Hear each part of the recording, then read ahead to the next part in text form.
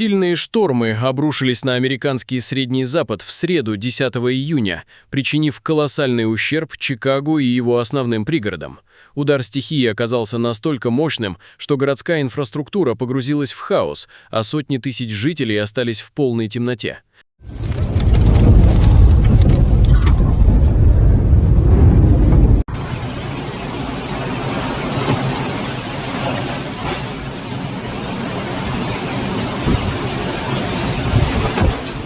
Основной удар шквального фронта пришелся на округа Кук, Стикни, Джолиет, Орланд-Парк и Оук-Лоун, где ураганные порывы ветра достигали 130 км в час.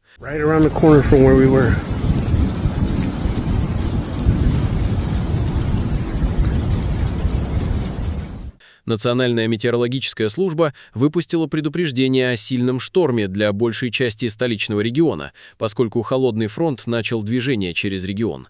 Предупреждение не ограничивалось одним городом. Предупреждения о торнадо также действовали в Иллинойсе, Канзасе, северной части Миссури и южной части Айовы.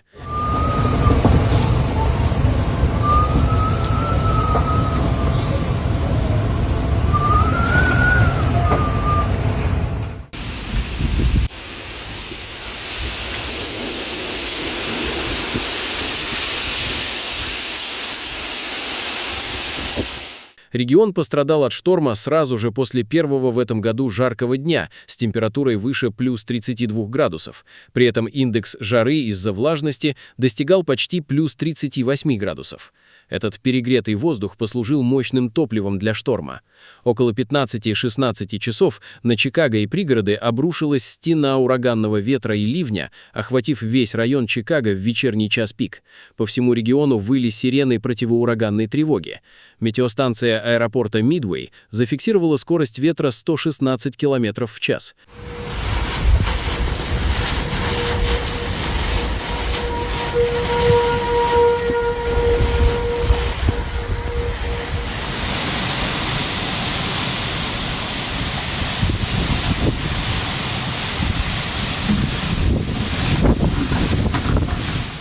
В других частях региона скорость ветра достигала 120-130 км в час в некоторых районах.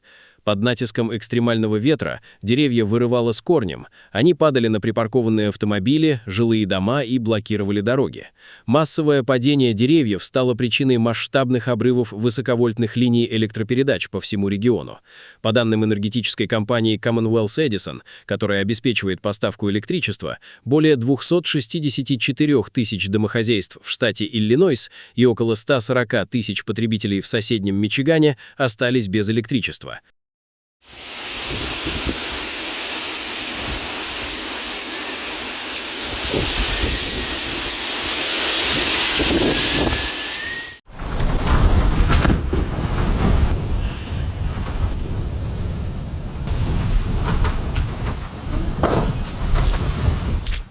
В районе Саус-Луп ураганный ветер поднял в воздух синие шезлонги с территории бассейна одного из высотных жилых комплексов. Ветер швырял их прямо на проезжую часть и едущие внизу машины. На Мичиган-авеню порывами ветра выбило как минимум 20 панорамных окон на фасаде жилой высотки. Со строящихся объектов ветер срывал листы фанеры и стройматериалы.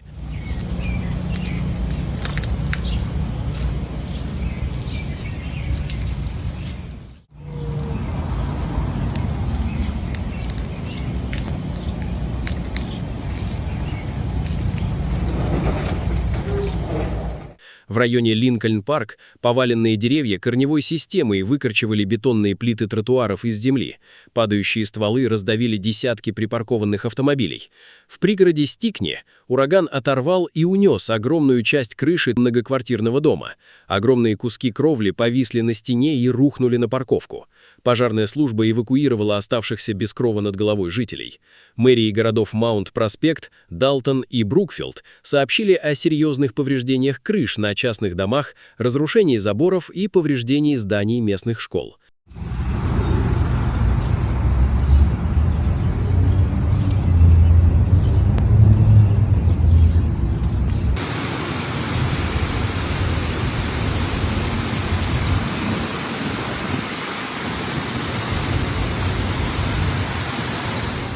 Из-за плохой видимости и ветра федеральные власти временно приостановили все взлеты и посадки в крупнейших воздушных гаванях Чикаго, международных аэропортах О'Хара и Мидвей.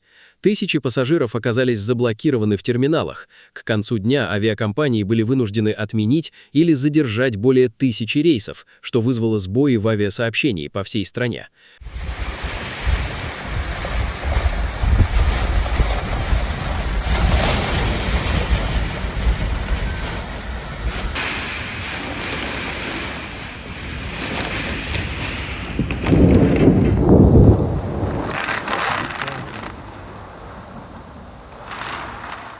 Серьезные сбои наблюдались и на наземном транспорте.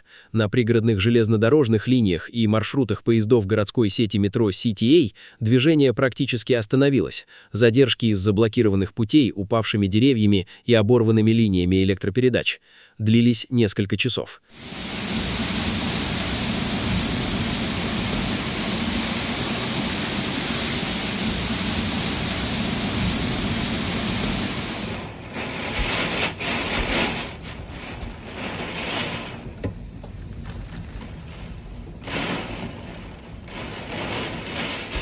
Общую ситуацию усугубили интенсивные ливни, которые привели к внезапным наводнениям по всему городу. Сообщалось о наводнениях, особенно в западной части города, в районе, известном своими проблемами с затоплением во время предыдущих штормов.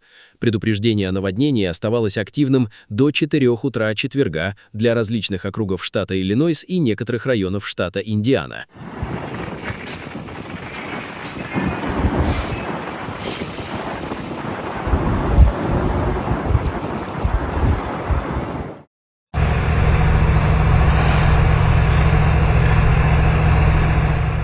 На четверг Национальная метеорологическая служба США сохранила максимальный уровень опасности, продлив предупреждение о сильных штормах, граде и возможном формировании торнадо для всего региона. Управление по чрезвычайным ситуациям призывает граждан во время штормовых условий укрыться в подвалах или внутренних помещениях зданий, подальше от окон.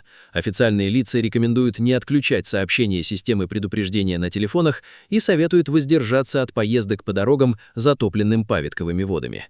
Общая оценка экономического и инфраструктурного ущерба от шторма пока еще не завершена.